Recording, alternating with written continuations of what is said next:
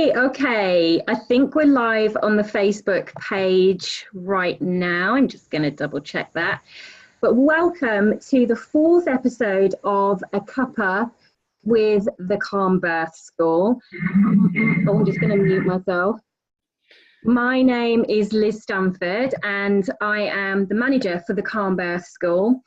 And today's topic is going to be PGP, otherwise known as pelvic girdle pain. It used to be known as SPD actually as well. So pelvic girdle pain is classified as any kind of pain experienced around the pelvis. And to help me today discuss this topic, which actually I've never experienced and I don't really know very much about, I've got my two lovely panelists with me. So I have got Jen, who is a pregnant mum, and she's 26 weeks at the moment, a dance teacher in the West Midlands, and a PGP sufferer. So thank you very much for joining us, Jen.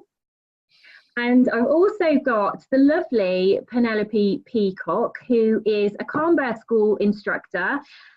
She's a pregnancy yoga teacher and she runs Breathe Mama. And Penny is also a PGP sufferer as well. So thank you very much for joining me today, Penny. And it's lovely to have you both here with me. So if I start with Jen, I was wondering if you could maybe explain to us when you first sort of suspected that you had PGP and the impact that it's had on your pregnancy and your life.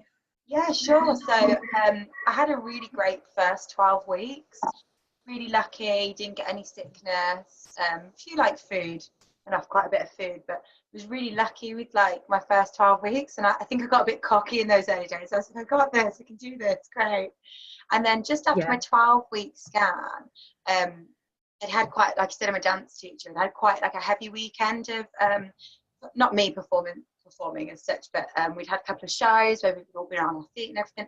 I got home on the Sunday and I was like, I'm really sore, and it's like I haven't been doing any actual dancing, so I'm pretty sure I haven't like pulled anything.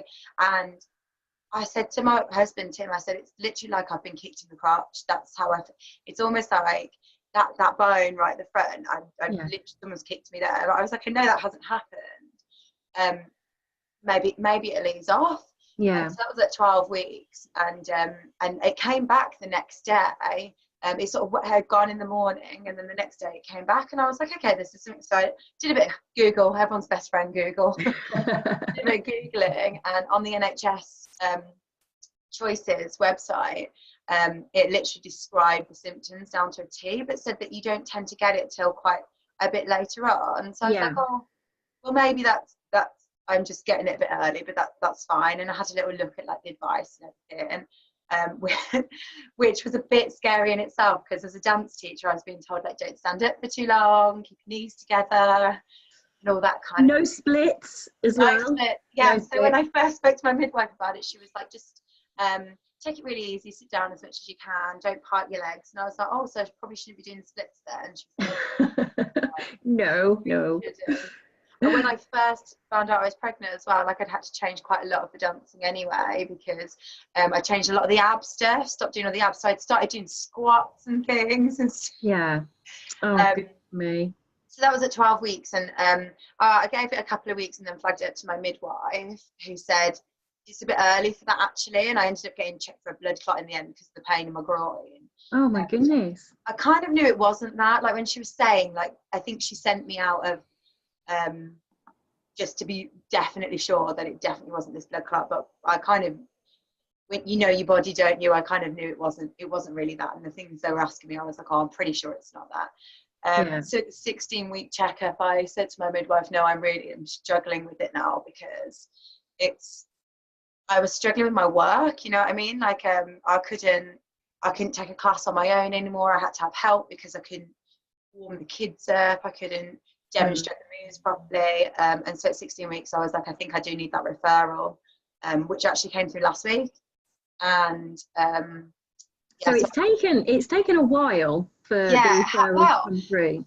Yeah, funnily enough, I went in for my 24-week checkup, and it was like, oh, I just want to ask how's it going on the physio end. And then she was like, oh, I'm just writing your notes up now, so I'm pretty sure actually they didn't refer me till about 24 weeks.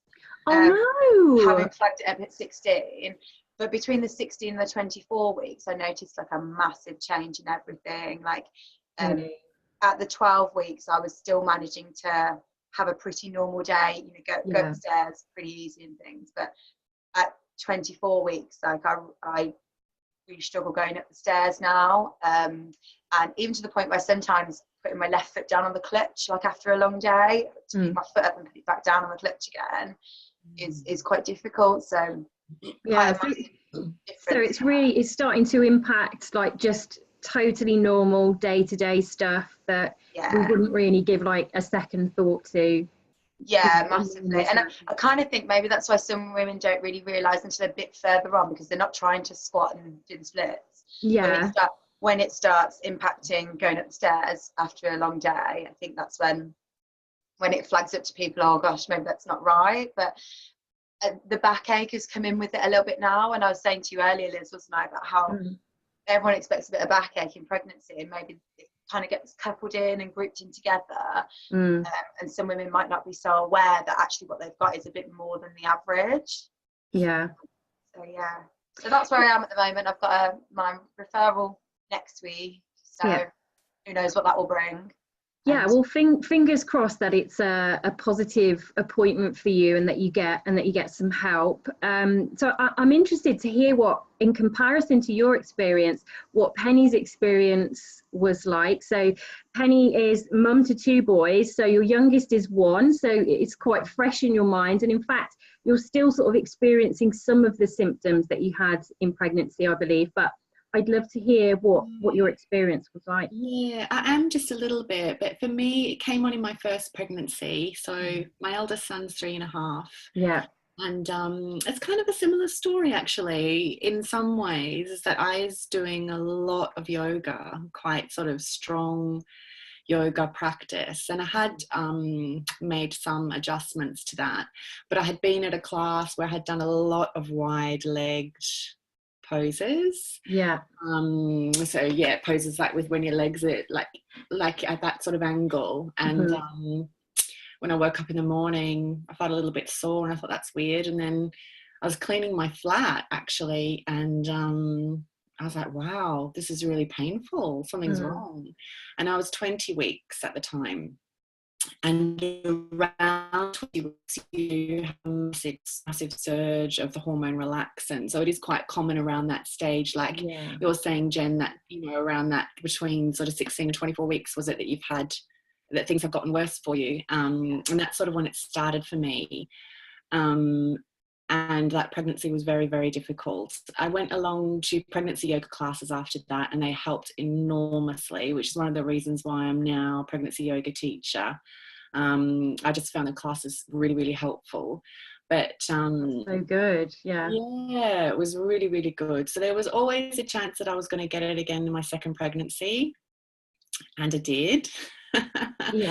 Was it worse, or was it about the same, or? Well, I'm pretty sure it would have been worse, but I did a lot to manage it. So having had the experience of it the first time, and also having done some research before I fell pregnant again to try and think about knowing that it might happen, because I'm also a hypermobile.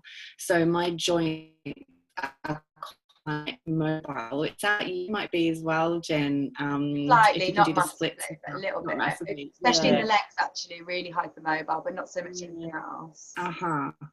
And that can sometimes lead to pelvic pain, having that sort of mobility. So I had sort of done a bit of, research beforehand, and also done my pregnancy yoga teacher training. So I had learned loads about sort of how to work, how to help myself. So for me in the second pregnancy, it was definitely better because I went to weekly yoga classes, I practiced yoga at home, and I saw a chiropractor. Okay, So that was probably the best thing I could have done. And obviously it's not a cheap option, and isn't an option that the NHS give you at the moment. evidence base isn't there. But midwives I've spoken to say they're not allowed to recommend it, but they do know that the mums that they see that do go and see a chiropractor definitely benefit from that. And I did, and I was still taking so then he was sort of 2.5 when I gave birth to my second son. Mm-hmm. And I was still taking him swimming at 39 weeks. And obviously he's not as heavy in the pool, but I was still crouching down. I was getting him changed. I was getting him in and out of the seat, up and down the slide and all that stuff at the park before and afterwards as well. So there's no way I would have done that. But it was definitely... I can't imagine doing that. That sounds amazing, actually. Yeah, the problem is that it's a massive investment financially. I just decided I was never going to total up what I spent, and I just did it. Mm-hmm. And I went to the chiropractor like once a month for a period of time, then that increased to 3 weeks to 2 weeks, until up in the very last few weeks before I gave birth, I was going weekly. Wow. So would you really recommend that to other women experiencing PGP issues, to get to a really good chiropractor? Definitely. I think your body is shifting and changing all the time in pregnancy, and you might do something that could bring things back into alignment and your pain can lessen, but then obviously things will shift again. So that is the thing with a chiropractor. Everybody's different, obviously, and it would depend upon what your chiropractor says to you. But it would be an ongoing type of treatment, but I would definitely recommend it, especially somebody who, if you can find a chiropractor who is experienced in dealing with women through pregnancy. And I wouldn't rule out, for me it was a chiropractor, but I wouldn't rule out physio and osteo and all those other types of treatments that are available as well. And I knew in my first pregnancy that I should see a chiropractor, and the yoga teacher that I had was a chiropractor. I was too scared to let anybody touch me, and oh my goodness, if I had just had the confidence. And see, when I came into my second pregnancy, I was already looking for that person, because I thought, I don't want to be in that situation again where I'm too scared to just knock on a chiropractor's door and go, hi. And I found that recommendation before I was pregnant, so I was seeing her before I fell pregnant as well, and I still see her now, actually. So oh wow, well that's great. And so what about the emotional side effects of having PGP? I mean, I don't know, Jen, how have you found that it sort of affected like your well-being in pregnancy, if you don't mind me asking? Massively. No, I don't mind at all. Massively, because it was something that I really wasn't expecting. Like I had chalked up the fact, like we were trying to get pregnant, so I'd mentally gone, you're gonna be tired, all the things that people tell you. You're gonna be tired, you're gonna be so sick, you're gonna want to sleep all the time, your hormones are gonna be all over the place. So I'd sort of mentally gone, my life is gonna be chaos. But I had always relied on the fact that I would still be in my dance classes, which I love and are a massive part of me, and suddenly that was taken away, and it's something that I'm good at as well, and I hadn't ever banked on losing that. My best friend had been in classes at the dance school until she was 38 weeks pregnant. Obviously she was changing what she was doing. She wasn't full out splits and everything all the way through, but she was still really active, really positive, and it just looked like a lovely way to be pregnant. And I was like, that's me, that's what I'm going to do. And suddenly that was kind of all whipped away. And I was really having to limit what I was doing. And as a teacher, you lead by example in dance. You'd never sit down at a dance lesson. It looks lazy if the teacher isn't doing what the kids should be doing. You should be able to lead by demonstration, and not being able to do that, not only did I feel like I was losing out, I felt like the kids were losing out. They weren't getting the best dance lessons. So it's really hard on myself, to the point where actually in those early days I just pushed through. I was like, they've still got to have a good dance lesson.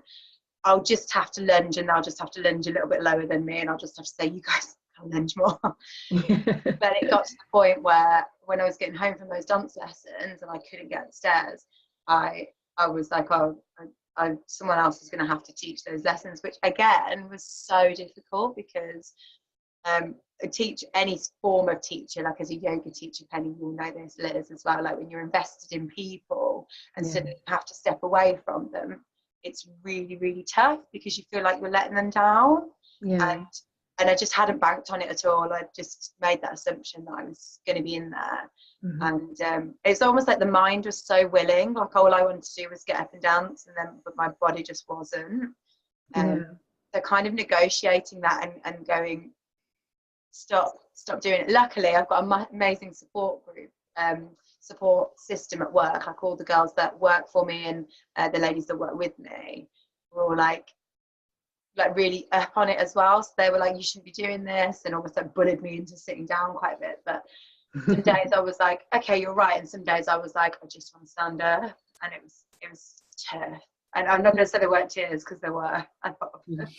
Well, I bet. And, you know, like, God, you're making me emotional just hearing you talk about it, because I'm like, that must be so hard to just effectively just have to step away from what it is that you love doing and what defines you. And as you were, or part of what defines you, as you were talking, I was just sort of thinking, like, that must be really similar to what a lot of second-time mums experience PGP, you know, what they feel like if they've got toddlers and they're not able to interact with the toddler in the same way because of the level of discomfort that they're experiencing. Massively. And just as you were saying, like, what's helped you is having that support network around you with your friends and the people who work, you know, with and for you. Then, and surely that's got to be incredibly helpful to a woman who has a toddler, is to create that kind of network as well. Massively. And like, don't be afraid to set. I remember, I'm quite a proud person, and I remember speaking to the two ladies that I work that are my colleagues on the same sort of level as me, that we all run the business together.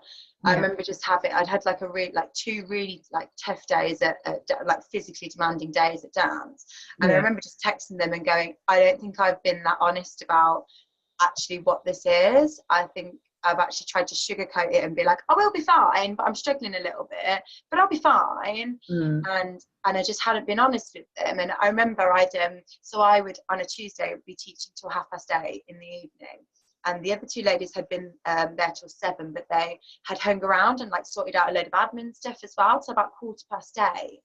And at 8:30, and all the kids had gone, I was so upset because I then had bags and bags and bags to get into the car, stereo systems, like all these register folders and stuff. And I texted them going, I could have done with you just going, do the hand to the car. And that's probably my fault, because I've been like, I'm fine. They didn't think that they needed to help me at that point. And I just sat there and cried, because I was on my own and I had to get all this stuff into the car and I was in so much pain. And I was like, I just need to level with you guys. I'm struggling. Every day is a battle.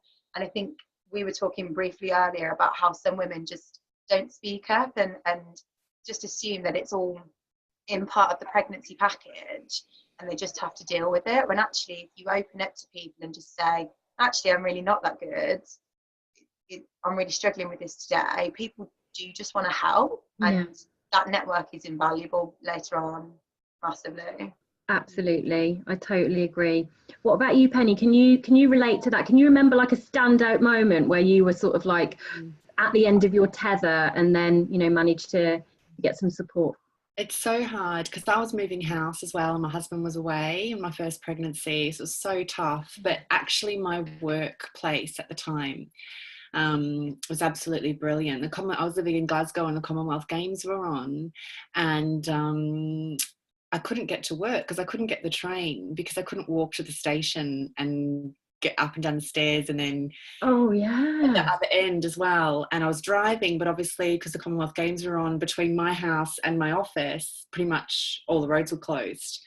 And I was like, how am I going to get to work? And my husband was away at the time as well. And one of the women that I work with said to me, she's sort of our office manager, and she said, oh, why don't you just work from home? And I actually just felt tears, because I was like, I can't sit on my kitchen chair by myself for a whole week. Like, and I was in a tenement flat in Glasgow, so I was like on the 4th floor. It's just so crazy. Yeah. So she said, okay, then that's totally fine. We'll get you taxis. Oh, bless. So our taxis booked every morning and every night, and And it is really difficult. And I think it's that first feeling that you ever get of not being able to do the things that you could normally always do without a problem. And I was in one of those taxis one day, and because of the road closures, I couldn't quite get to my flat. And I had you might know the taxis are allowed to go up to this sort of barrier, which meant it was only like about a 5-metre walk, and he wouldn't do it.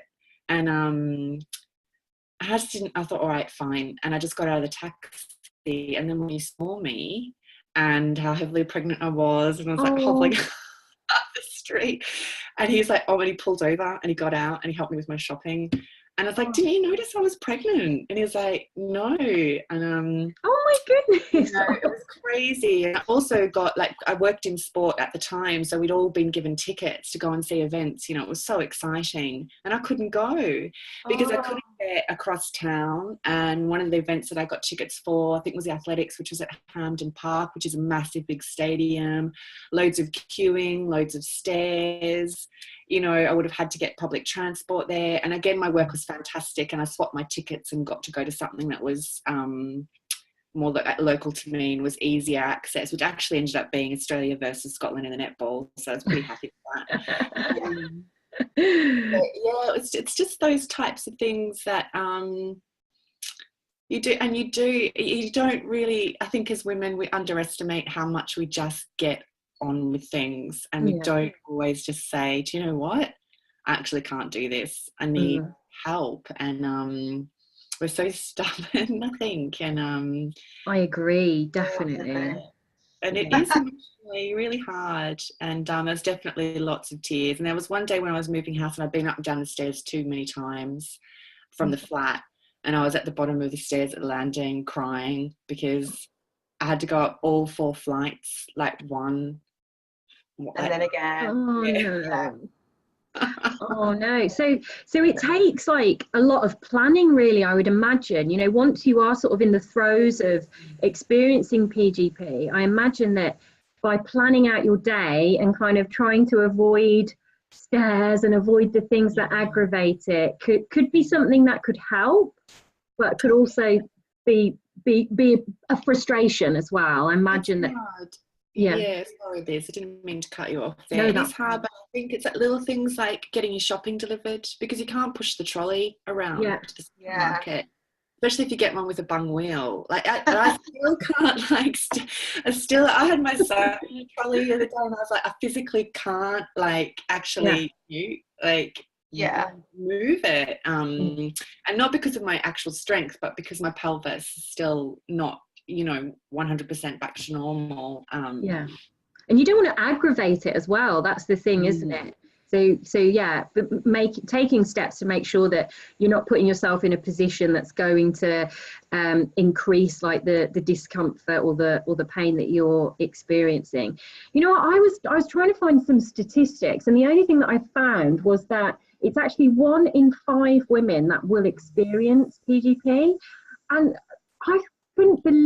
I think that's really high. I couldn't believe that it is so common these days. That's so high, considering I had never heard of it. Like, I'm 31, and one of the, like, this is our first baby, and I'm one of the, like, so many of my friends have had kids, and out of all the birth stories, like, I've never had someone go, oh, I had a real problem with my pelvis. But then since been telling people I've got this thing, I've had a couple of people say, oh yeah, I got that in the past, like the final few weeks. Oh yeah, I did get that. It wasn't too bad. I just sat down, And so I think if you don't get it to that final point, perhaps it doesn't impact as much. But then since then, there's been a couple of the mums at the dance school who were like, I had it literally from the word go. It's awful. But then you don't tend to hear about it. So to think there's 1 in 5, Liz, that's crazy. Like, that is crazy, isn't it? Yeah, it really surprised me.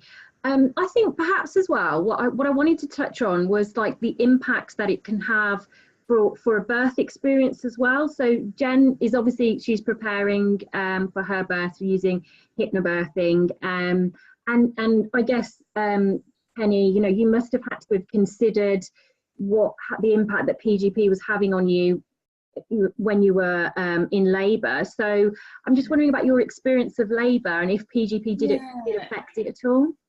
Well, for me personally, no, it absolutely Right. didn't. As soon as my labour kicked in, the pelvic pain, it was gone. There was, didn't feel any pelvic pain at all, and the body just takes over, doesn't it?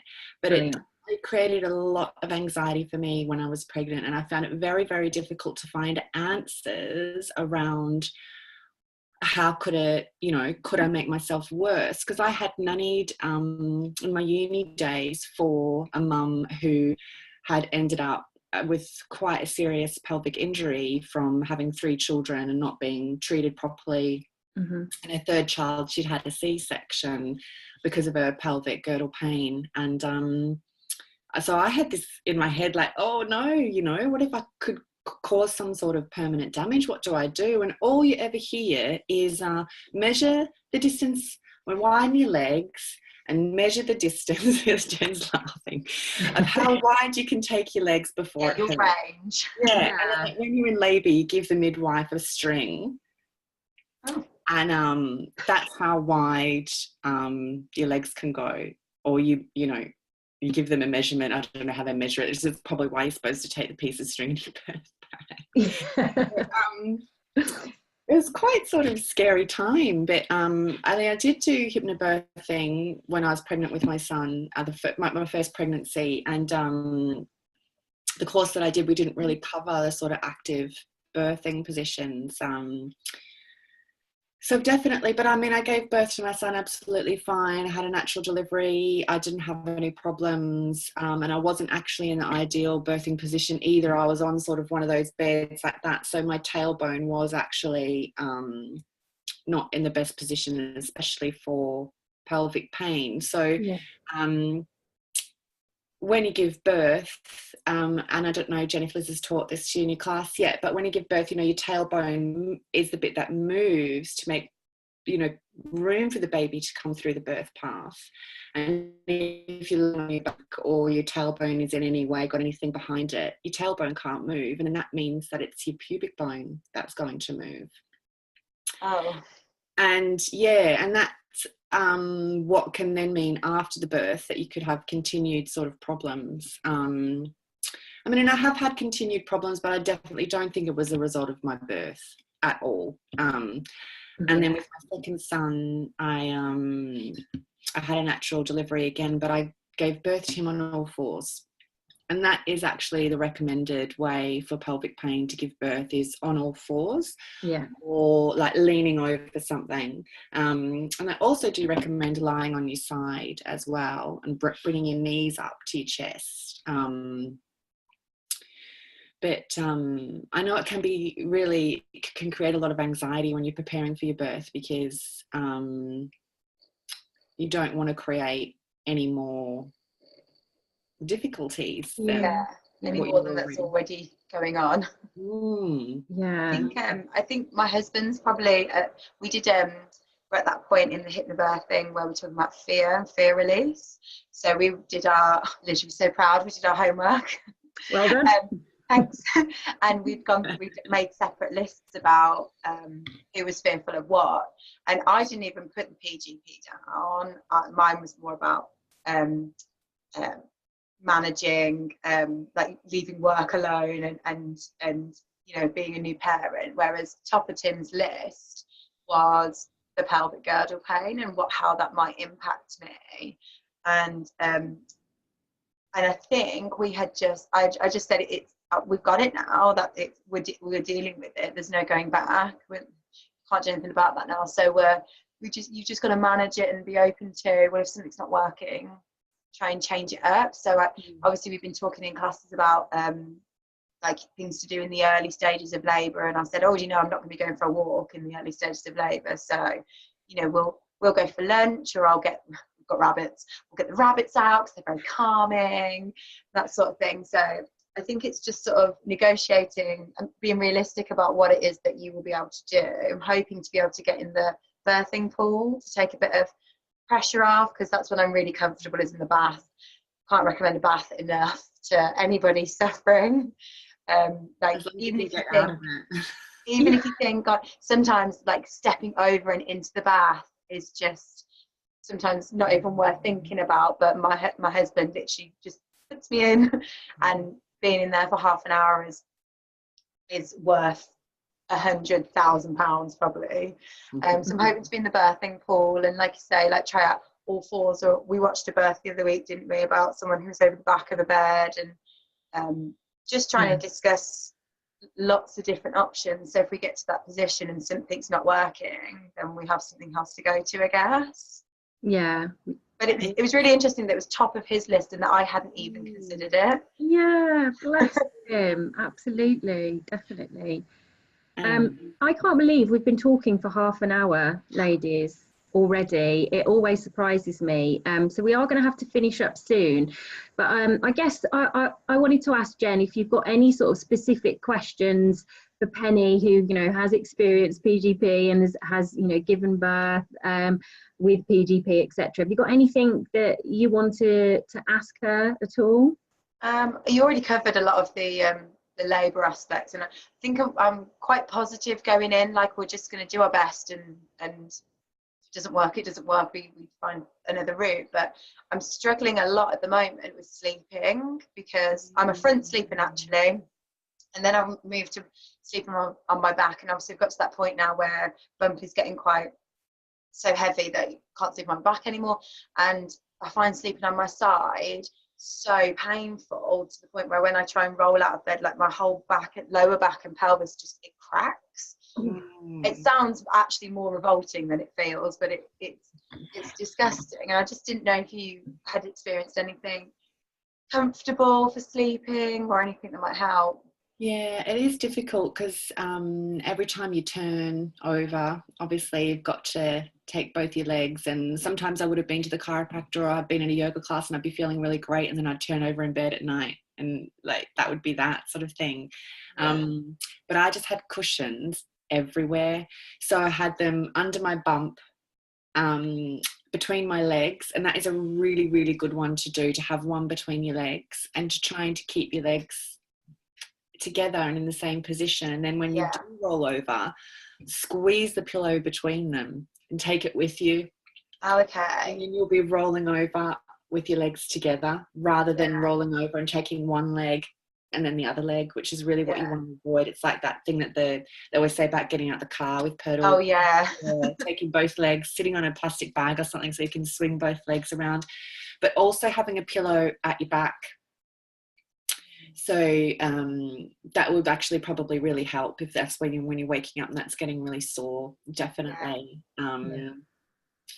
Yeah, that would be a massive help. And I think so just pad yourself in. It's just annoying because then you obviously want to move. Well, especially when you have to get up for the loo in the middle of the night. I feel like you know, like a turtle on its back on a shell, and I'm just like, I can't get out anywhere. Jen. Yeah, I hope that that's helped you, Jen, a little bit. And I think, you know, anyone who's going to be watching the replay later as well, like, I hope they've got some good ideas. So I think we sort of covered, you know, suggestions were pregnancy yoga, the Penny found really helped her, a chiropractor, but also, you know, trying out the physio, and you know, any other options that are available to you. And also the main one I think that we've really sort of touched upon is kind of getting support from everybody around you, and kind of like requesting help as well, because being stubborn women as we are. And Penny, have you got any sort of final thoughts for? Yeah, definitely. Your birth ball. That is probably, like, if there was only one more thing I was able to say, and if you were going to cut me off, I'd just say use your birth ball. Get off seats, get off the sofa. Don't, you know, you'll find, like, if you're going for a long drive, you jam up. If sitting on the sofa for too long, you jam up. There's such a fine balance between, I think, what happens sometimes to women when they get pelvic girdle pain. You've sort of had the opposite experience, I think, Jen, is that you've stayed really active, but lots of women just go, oh, and then you sit on the sofa because it's so painful. But then when you get up, it hurts even more. So you do need to rest. but you also need to be active as well and keep your body moving. So it's finding what works for you and getting that balance right. And the birth ball is really good for that, because it creates action in your body without you actually having to physically kind of walk around. So even just sitting on your birth ball at night when you're watching the TV, your pelvic floor and your abdominal muscles will be working so gently, and you'll be sitting up straight and you'll have the correct posture with an open pelvis. And sometimes after a little bit of time on your birth ball, even if you do a few like really small pelvic tilts or circles one way, circles the other way, we can get up and feel better. That's fantastic advice, Penny. Definitely. Yeah, you know, everyone has birth balls these days, but I think if you've got pelvic girdle pain, I had mine in the office. It was my chair. So amazing. Yeah. Yeah. Top tip, definitely. Right, ladies, I'm going to let you go. Thanks so much for joining me today. I really enjoyed chatting to you. Yeah, I hope that it's helped anybody that's suffering at the moment and watching. So thank you very much, ladies. Thanks, Liz. It was lovely to meet you too, Jen. Nice to meet you, Penny. See you soon. All the best. Bye. Bye.